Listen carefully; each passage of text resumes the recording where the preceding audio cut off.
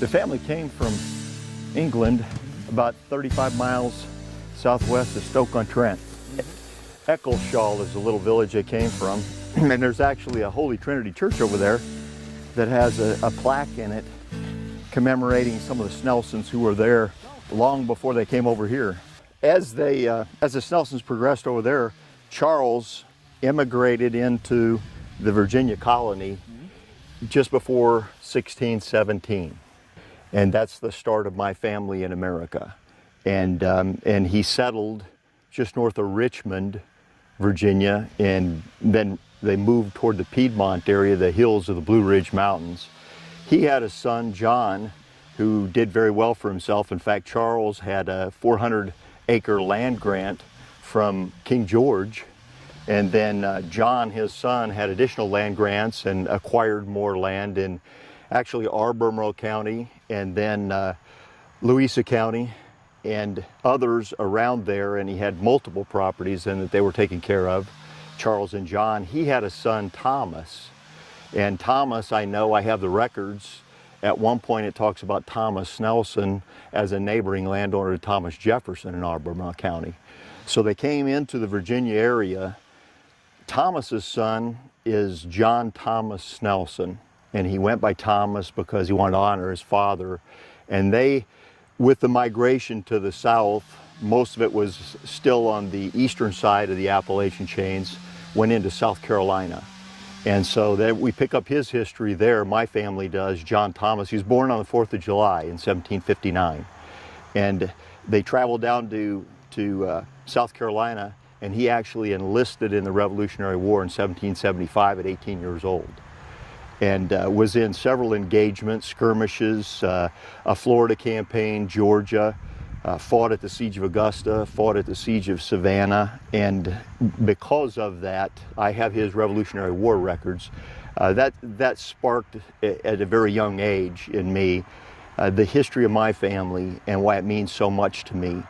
And John Thomas then married Deborah, and they established their home in Leicester, just northwest of Asheville, North Carolina. And that's where they were living, and that's the area where their children were born. And the boys then, like so many other families, came through the gap behind people like Daniel Boone and went straight north into the Ohio River Valley. And we pick up Levi Lane Snelson then working in the iron trade in Ross County, Ohio.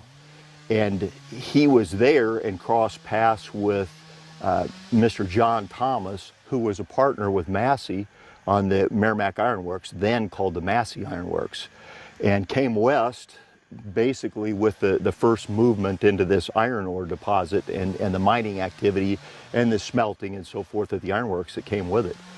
And established his home here on 40 acres. He had 40 acres here in Merrimack County and then 200 acres adjoining it. And I actually saw the land grants, the certificates for the land. The president's name's Andrew Jackson. The ironworks was established, if I'm correct, in 1829. He came then. In 1833, he purchased this 40 acres. In 1834, he had the cabin built. So that's the origin of the cabin. And then from Levi Lane Snelson, it's just the history of so many Americans that hard times and struggles. He had a son, Levi Lane did, James.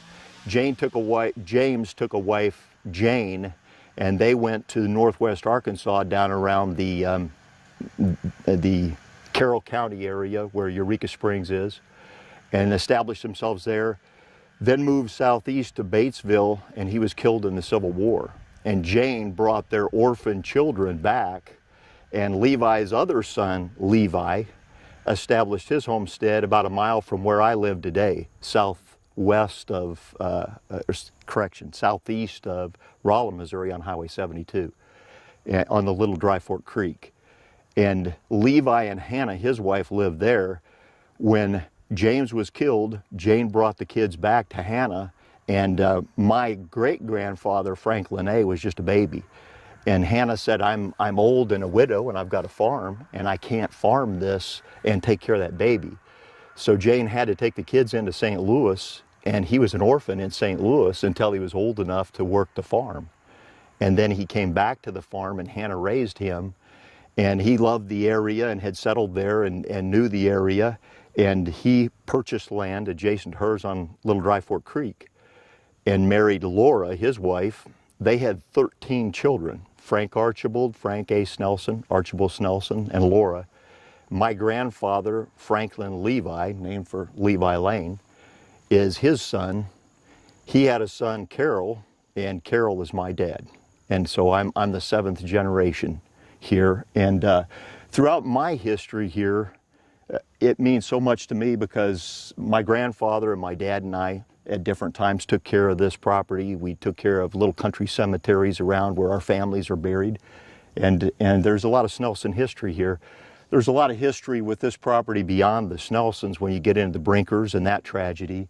And then beyond that, I mean, at a national level and even international, is the idea that, that starting in 1837 with the Cannon detachment, the Cherokee people moved through here when they were dislocated from would be northeast Georgia and Tennessee and that area, western North Carolina, and trekked across here headed for Oklahoma and northwest Arkansas, and did it in the dead of winter.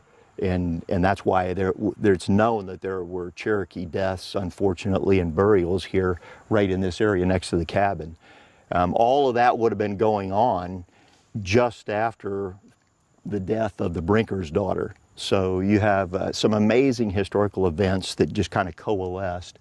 In addition to that, still when Levi Snelson had this cabin, they used it for a courthouse. I believe you'd have to check the dates, 1835, 36, along in there, just before it was sold to the Brinkers. So you had people coming to this cabin as a way stop along the road.